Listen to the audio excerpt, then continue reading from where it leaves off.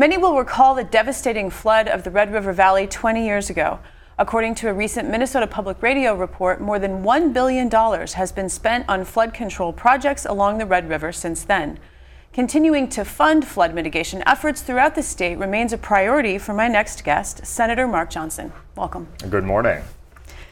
You witnessed the Red River flood in 1997. What are some of the physical and emotional impacts on communities who experience these devastating events? Thank you for having me on. It's been now 20 years since East Grand Forks was hit by that devastating 97 flood.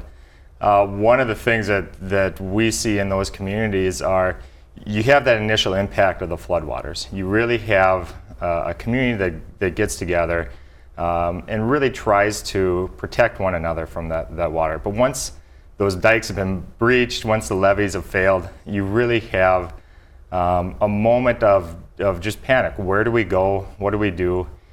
And what ends up happening is, there's a lot of depression, there's some mental health issues, because it's not just that your house gets flooded, it's that now we've got to figure out how to clean this up. Who's going to be able to do that? Can we go back and live there? What's our long-term plan? And there's just so many of these unknowns that happen after a flood.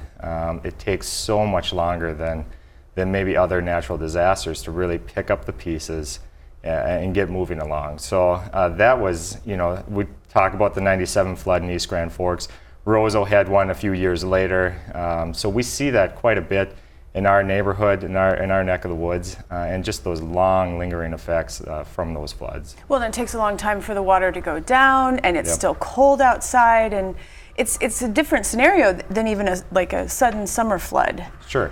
And then what you also see is you're vulnerable. You're vulnerable to another one. So there's always that pressure of, hey, how is the spring? Do we have a quick melt? What's the storm pattern? So there's always this in the back of your head. What's going to be happening for the next storm or spring, so those things that we worry about year after year really do compound some of the stress. So your bill would fund flood mitigation projects across the entire state, so not just the Red River Valley, but across the entire state. Your bill proposes issuing $20 million in bonds for projects. How will the projects be chosen? What we find is that local watershed districts really have a handle on what the area needs to protect them. Up in northwest Minnesota, where I come from, it's very flat. I mean, if you take a pitcher of water and pour it out on the table here, it'll be very thin, but it'll spread out a long ways. And that's what it's like up in northwest Minnesota.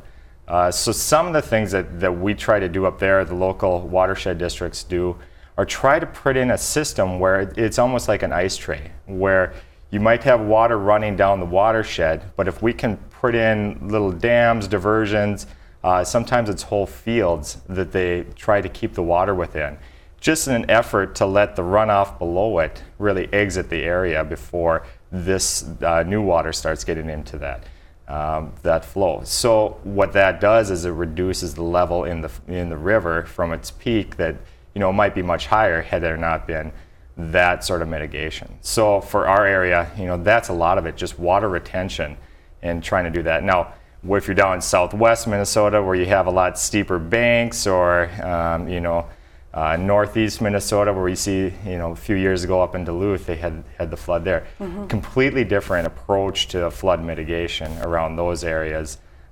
So it's really up to the local watershed districts to address the needs that they see in their local topography. So the area topography really is a factor in determining. Yep.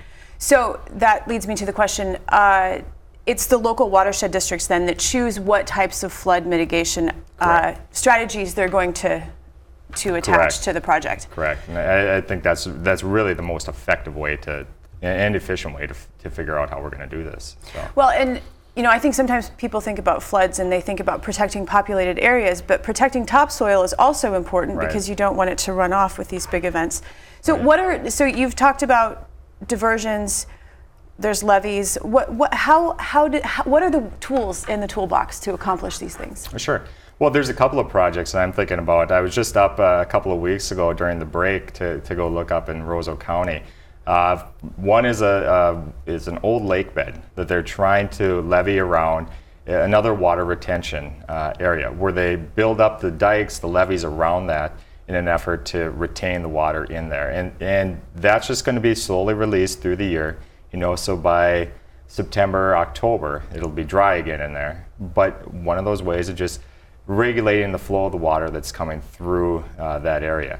Another one that's not too far down the way is the Lake Whitney project, which farmers are having a lot of trouble with water coming and staying on their land and then running off, once it starts drying up, taking some of that topsoil with it.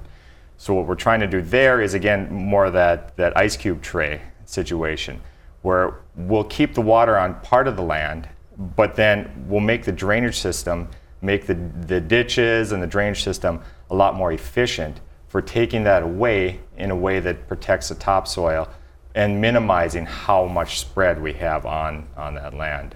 So if you think about crops that are planted there, they can take a few days of being underwater. So if we have a rainstorm where it floods the land, this was going to try to protect some of those fields, some of that crop that's in the ground by maybe sacrificing a little bit more in a smaller area that can retain that water for a little bit longer. So that's the idea behind some of that. One last question. Do they take into account environmental issues in terms of waterfowl and habitat for wildlife? Yeah, that's a really good one, because when we're looking at the Roseau Lake project, DNR is heavily involved with that one in a way that for nesting grounds and things like that, where they regulate the water level so that nesting can take place throughout the year. But then in the fall, when it dries up, the ducks and whatnot don't need to have that sort of habitat there, so they're able to move on.